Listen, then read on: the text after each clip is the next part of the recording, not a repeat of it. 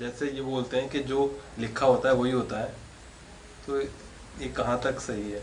ऐसे मैं इस चीज़ को मानता हूँ कि जो जब मतलब वो हम सोचते नहीं है, चीज़ें अपने आप हो जाती हैं, इट जस्ट हैपन।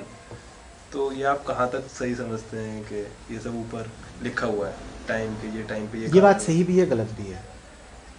ऊपर वाले ने पूरी किताब लिखी है तुम्हारी ज़िंदगी की, पूरी किताब।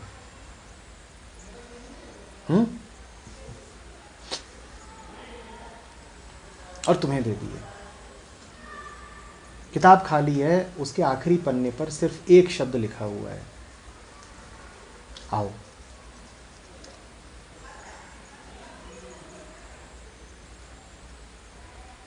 कैसे आना है वो तुम्हें तय करना है, और किताब खुद लिखनी है। किताब खाली है, आखिरी पन्ने पे बस एक शब्द लिखा है।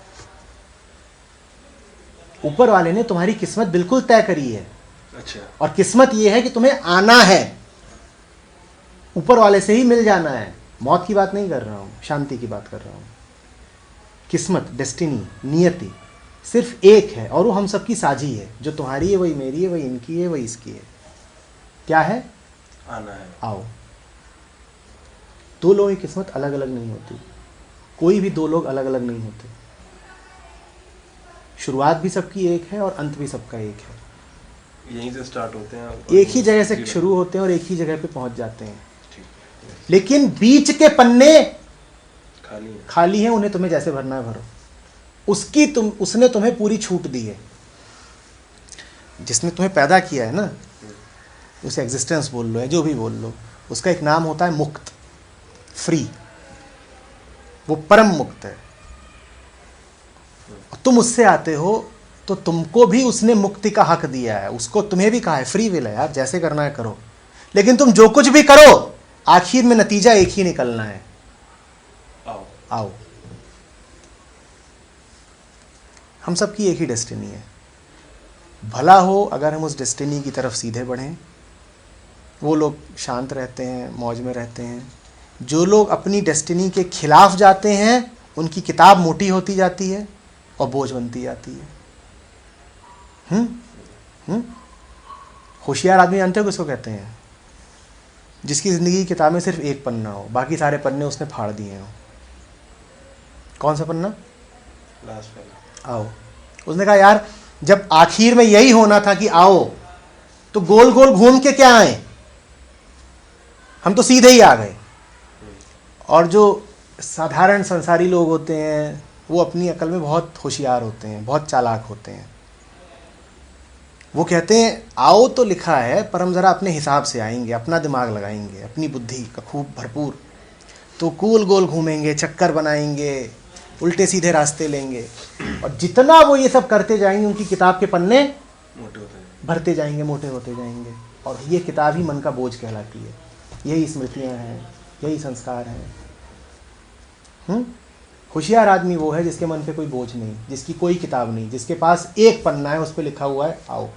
वो पहुंच गया, उसकी डेस्टिनेशन मिल गई, उसकी सुपर अचीवमेंट हो गई, वो बिगेस्ट विनर है। बता रही समझ में? आओ। बाकी सारे पन्ने व्यर्थ हैं। व्यर्थ अभी ना लगते हो तो भरो, पर ऐसे भरो कि वो तुम्हें आओ की तरफ ही प्रेरित करें, मंजिल की तरफ ही ले जाए। मंजिल वही है शांति, मंजिल वही है चुपचाप बैठ के चाय पीना। अपने पन्ने ऐसे भरो, अपनी जिंदगी ऐसे जियो कि तुम्हें शांति की ओर ले जाए। जो कुछ भी तुम्हें अशांत करता हो उससे बचो।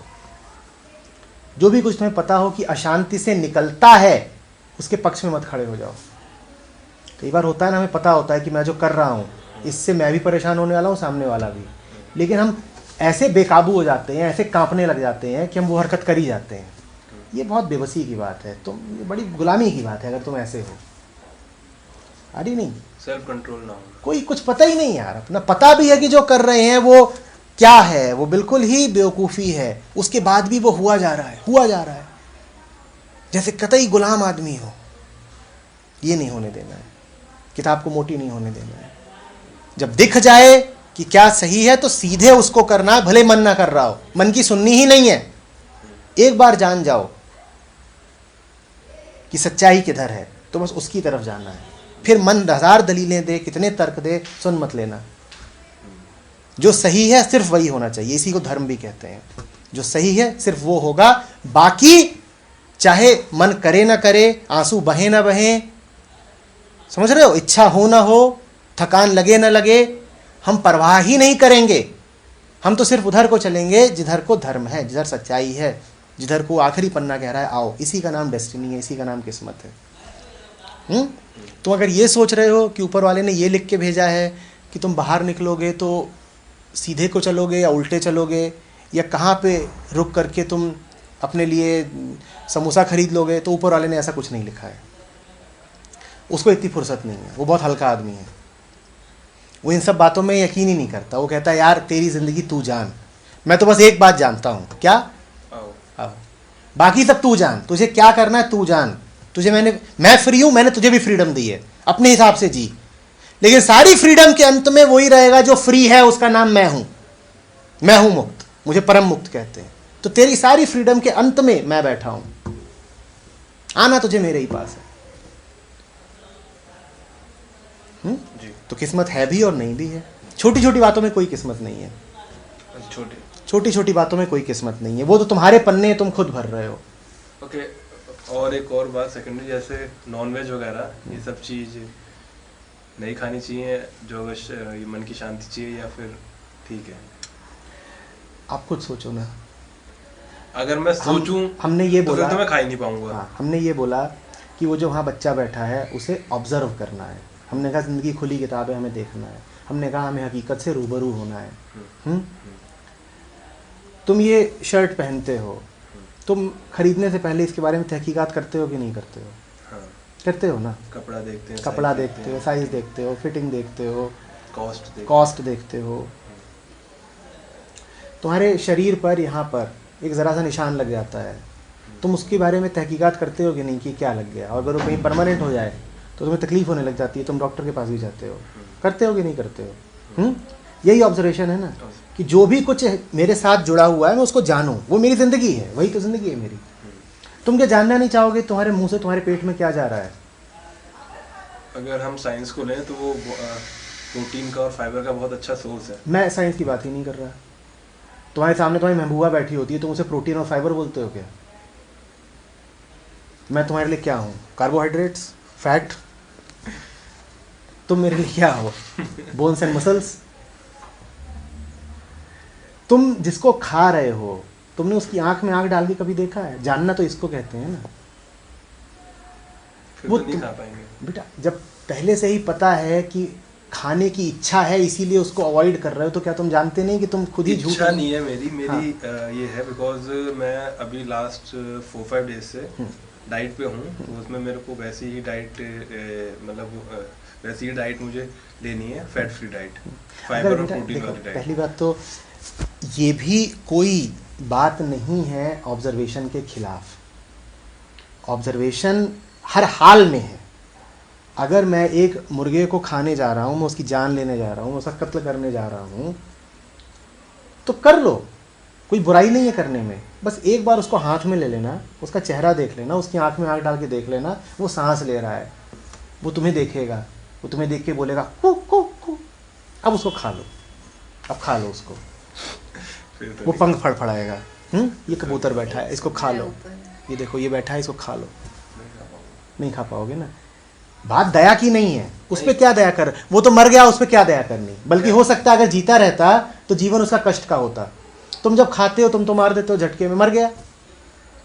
बात दया की नहीं है, नहीं इसमें बात ऑब्जर्वेशन की है। मैं उसे खा रहा हूं, मैं, तू मेरे पेट के भीतर जाएगा, तू मेरे शरीर का हिस्सा बनेगा, मैं जानना चाहता हूं तू कौन है, मैं जानना चाहता हूं। तू मेरे शरीर का हिस्सा बन रहा है, मैं जानना चाहता हूँ। और बात सिर्फ इसको जानने की नहीं है, तुम अगर सब्जी भी खा रहे हो, तुम गेहूं भी खा रहे हो, तुम्हें उसको भी जानना चाहिए, क्योंकि वो सब तुम्हारे भीतर जा रहा है। हाँ, वो सब तुम्हारे साथ जुड़ने जा रहा है। अपनी आंखों से देखो बकरे को कटते हुए, उसकी खाल को छुओ, उसके सर पे हाथ रखो, उसकी आवाज़ को सुनो, फिर उसे काटो, फिर खा लो। अपने हाथ से काटो। बल्कि हो सके तो उसे ना, जब वो बच्चा पैदा हो, छोटा सा मेमना सा हो, उसको बड़ा करो। वो बड़ा हो जाए जब, उसको देखो कैसे बड़ा होता है, उसको दौड़ते देखो, उसको भागते देखो, उसे लड़ते देखो, उसे आवाज़ देते देखो, उसे खेलते देखो। जैसे सब बच्चे करते हैं वैसे ही वो भी करता है। फिर जिस दिन लगे कि भूख बहुत है, उसको पास लेके उसकी गर्दन काट के खा जाओ। ये तो नहीं हो पाएगा। अब दूसरी बात कि प्रोटीन और फाइबर,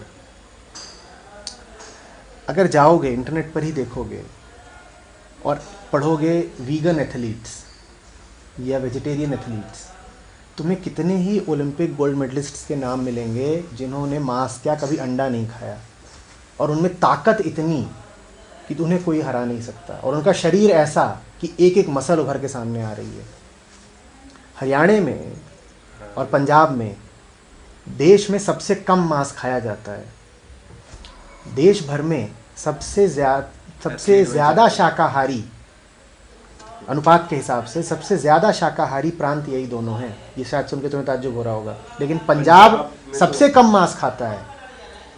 अरे वाह, कई पंजाब सबसे कम, पंजाब में जो वेजिटेरियंस का प्रोपोर्शन है वो बहुत हाई है, और हरियाणा में, इन दो प्रांतों में। और देश भर के पहलवान कहाँ से निकलते हैं? वही दोनों से निकलते देश भर के मुक्केबाज कहाँ से निकलते हैं? देश भर में लोगों की कदकाठी सबसे ज़्यादा कहाँ होती है? वही होती है। तो क्या तुम ये बताना चाहते हो कि तुम्हारा शरीर नहीं बन सकता बिना मांस के? और तुम्हें एक और बात बताता हूँ जो तुम पूरब की तरफ जाओगे भारत में भी, तो वहाँ पर तुम्हें यही दिखाई देगा ना कि लोगों की हाइट छोटी होती जाती है। बिहार की तरफ जाओ, बंगाल की तरफ जाओ, यही दिखाई देगा ना। बिल्कुल। और बिहार और बंगाल से ज़्यादा मांस देश में कोई नहीं खाता। फिश, बंगाल फिश खाता है, बिहार मांस खाता है, और देश और प्रांत भी हैं। अगर तुम दक्षिण की ओर जाओगे तो आंध्र है, वहाँ भी खूब मांस खाया जाता है। मैं फैक्ट्स की बात कर रहा हूँ, नंबर्स की। तुम गूगल पे सर्च कर सकते हो कि देश में वेजिटेरियंस का प्रोपोर्शन किन किन राज्यों में सबसे ज़्यादा है। बिहारी और बंगाली खूब खाते हैं मांस, उससे तुमको बॉडी बिल्डर दिखाई देते हैं, उनको प्रोटीन और फाइबर तुम्हें ज़्यादा दिखाई देता है। उनमें संबंध क्या है चीज़ों से? शरीर को बनाने से मांस का क्या संबंध है? और हो तो हो, तुम बस अब मांस देख के खाना कि किसका खा रहे हो, क्योंकि ऑब्जर्वेशन अगर करना है तो ये भी करना पड़ेगा। और याद रखना कि अगर तुम अपने फूड को ही ऑब्जर्व नहीं कर पा रहे हो, अगर तुम अपने फूड को ऑब्जर्व नहीं कर पा रहे हो तो अपनी ज़िंदगी को नहीं कर पाओगे। तो ये मत सोचना कि साहब मैं अपना फूड तो ऑब्जर्व नहीं करता, लेकिन मैं अपने मूड ऑब्जर्व कर लूँगा। जो अपना फूड नहीं ऑब्जर्व कर सकता वो अपने मूड क्या ऑब्जर्व करेगा? अगर यहाँ बेईमानी कर गए कि खाने में तो मांस खाता रहूँगा लेकिन बाकी सब चीज़ों में मेरा ऑब्जर्वर रहेगा, वो जो हरी चाय पी रहा है वो रहेगा, तो नहीं हो पाएगा। या तो इंटीग्रिटी टोटल होगी, या तो ईमानदारी पूर्ण होगी, नहीं तो नहीं होगी। उसमें सेलेक्टिव मत हो जाना।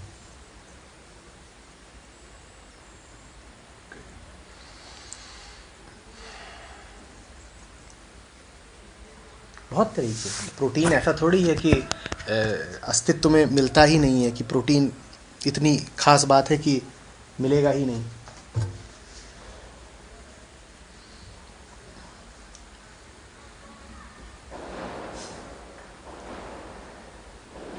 असल में पहलवानों में तो मांस खाने की प्रथा भारत में कभी थी ही नहीं। बाकी सब खाते थे, पहलवान नहीं खाता था। और पहलवान ऐसे भी हैं जो दूध भी नहीं पीते। तुम थोड़ी गूगलिंग तो करो, उनकी आहार रहता है मांस मछली क्या, वो दूध भी नहीं लेते, फिर भी देखो उनको तुम। और लेते भी हो, मैं कहता हूँ तो भी मुझे एक कबूतर खाना है, खाने में कोई पाप नहीं है भाई। अंततः मरना तो सबको ही है, मुझे भी मरना है, इसको ही मरना था, कुछ दिन पहले मर गया ये, चलो मर गया, लेकिन देख तो लूँ किसको मार रहा हूँ। आ भाई सामने बैठ, मारने से पहले तुझे देखूंगा।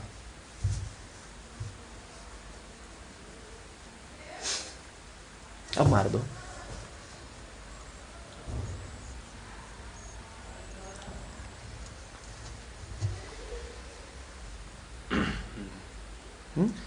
अब तो नहीं मार पाएंगे तो। अब समझ रहे हो ना कि लोग ऑब्जर्वेशन क्यों नहीं करते? क्योंकि ऑब्जर्वेशन कर लिया तो सब कुछ छोड़ना पड़ेगा ना, बहुत कुछ नया आ जाएगा, बहुत कुछ नया आ जाएगा और बहुत कुछ पुराना छूट जाएगा। ज़िंदगी एकदम नए रूप में खिलेगी, और हमें नए से डर लगता है।